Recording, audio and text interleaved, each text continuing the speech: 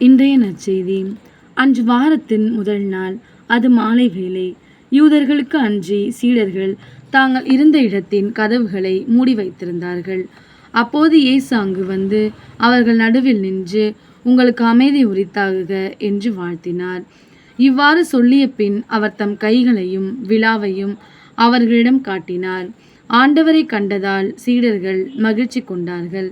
இயேசு மீண்டும் அவர்களை நோக்கி, உங்களுக்கு அமைதி உரித்தாகுக. தந்தை என்னை அனுப்பியது போல நானும் உங்களை அனுப்புகிறேன் என்றார். இதை சொன்ன பின் அவர் அவர்கள் மேல் ஊதி, தூய ஆவியை பெற்று கொள்ளுங்கள்.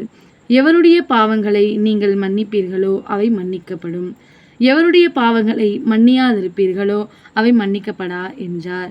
12 ஒருவரான திதிம் என்னும் தோமா இயேசு வந்தபோது அவர்களோடு இல்லை.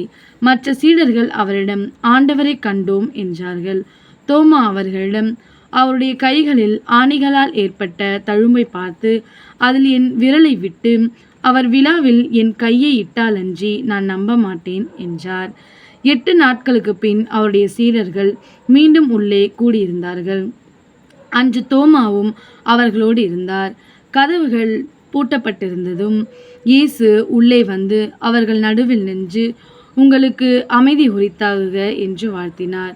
பின்னர் அவர் தோமாவிடம், இதோ என் கைகள், இங்கே உன் விரலை இடு, உன் கையை நீட்டி என் விலாவில் இடு, ஐயம் தவிர்த்து நம்பிக்கை கொள் என்றார்.